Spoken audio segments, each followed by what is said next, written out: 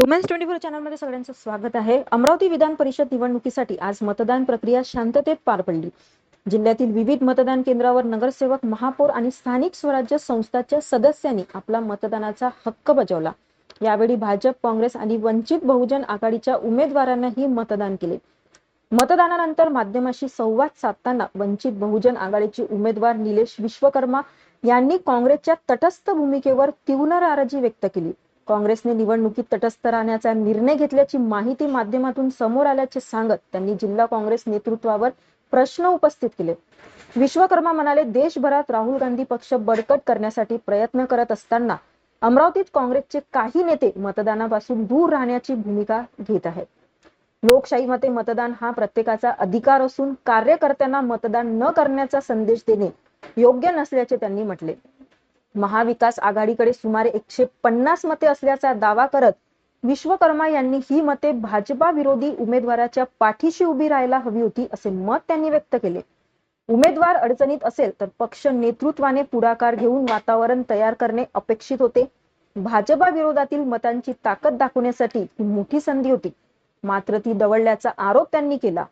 सामान्य काँग्रेस कार्यकर्त्यांनाही ही साधे राजकीय गणित समजते, परंतु जिल्हा नेतृत्वाला ते का समजत नाही असा सवाल विश्वकर्मा यांनी उपस्थित केला। त्यांच्या या वक्तव्यानंतर अमरावतीच्या राजकीय वर्तुळात चर्चांना आणखी वेग आला असून आता सर्वांचे लक्ष मतमोजणी आणि निकालाकडे लागले आहे। आपली काय प्रतिक्रिया आहे कमेंटमध्ये नक्की कळवा।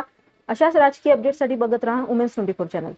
453 हे जे नगरसेवक आहे, यातूनच एक नगरसेवक आमदार व्हावा आणि ही एक पद्धत महाराष्ट्र राज्यात सुरू व्हावी अशा अनुषंगाने निवडणूक पुढे गेलेलो आहोत। धनशक्ती विरुद्ध जनशक्ती अशी ही लढाई होती।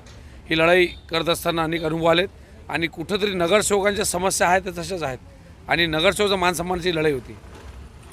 मग मला काँग्रेसनं पाठिंबा द्यायला कसं पाहत आहे? काँग्रेस संदर्भात सातत्यानं पाठपुरावा, बोलणं, चालणं आणि आताच तुमच्याच माध्यमात माहीत पडलं की त्यांनी तटस्थ राहण्याची भूमिका घेतली। एकीकडे देशाचे नेतृत्व राहुल गांधी गावोगावी, गल्ली गल्ली जाऊन पक्षवाढांची भूमिका घेतात आणि दुसरीकडे ज्या जिल्ह्याचे नेते, काँग्रेस म्हणणार नाही, जिल्ह्यातील जे काही नेते ते सांगतात का मतदान करू नका, पण ज्यांच्या आमदारकीच्या वेळेस लोकांनी जर मतदान नाही केलं तर कसं राहील?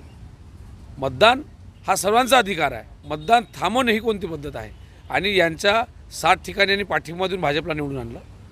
थेट इथे त्यांचा हा उद्देश होता काय, किंवा अशा पद्धतीचं काही यांना निरोप आहेत की मतदान झालं नाही पाहिजे किंवा मतदानच न करता तटस्थ राहण्याचा काही फायदा होईल का? असं होत नाही। एखादा उमेदवार हॉस्पिटलला मान्य आहे, पण पक्ष थोडी हॉस्पिटलमध्ये आहे।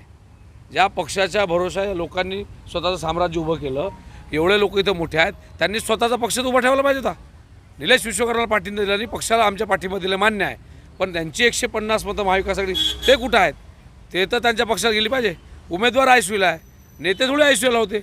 नेत्यांनी सर्वांना बोलावून जिल्ह्यात वातावरण तयार करून स्वतःचे 150 मतं भाजप विरुद्ध दाखवायला पाहिजे, नाही तर ते दुसरा समविचारी पक्षाला दाखवायला पाहिजे। हा साधा सोपा गणित सर्व कार्यकर्त्याला कळतो आहे आणि काँग्रेस नेत्यालाच का कळत नाही हे मला समजत नाही। लक्षात घ्या, फुले शाहू आंबेडकरांच्या विचाराला मानणारे समविचारी पक्ष आपण म्हणतो, पण कुठंतरी यांच्या मनात काय काळाबेरा आहे हे लक्षात येत नाही। कोणत्याही पक्षाला पाठिंबा म्हणजे 10-20 सीटासाठी आंदोलन थोडी सुरू होतं, आमचं मागं पुढं चर्चा सुरू होती।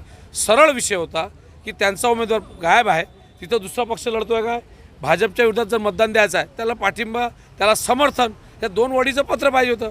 त्यासाठी त्यांनी सांगितलं आम्ही राज्यावर बोलतो, राज्यांनी सातत्याने सांगितलं जिल्ह्यावर बोलतो, आणि शेवटी जिल्ह्यानं सांगितलं की आम्ही गटनेत्याशी बोलतो, नगरसेवकाशी बोलतो। आता कदाचित मला असं वाटते का 22 तारखेला मतदान निकालाच्या दिवशी हे जनतेला विचारतील आणि मग पाठिंबा जाहीर करतील। काँग्रेस भाजपची बी टीम आहे असं वाटतं आता? माझ्यापेक्षा तुम्हाला सर्वांना माहीत आहे का सातत्यानं आम्हाला सांगतात बी टीम। आज यांचं पितळ उघडं झालेलं आहे। जर मी फॉर्म स्टँड ठेवला नसता तर काँग्रेसची मतं कोणाला चालली आणि माझा फॉर्म स्टँड राहून मतं कोणाला चालली हे तुम्हाला माहीत पडेल। काल नांदेडच्या घटनेवरून प्रकाश आंबेडकर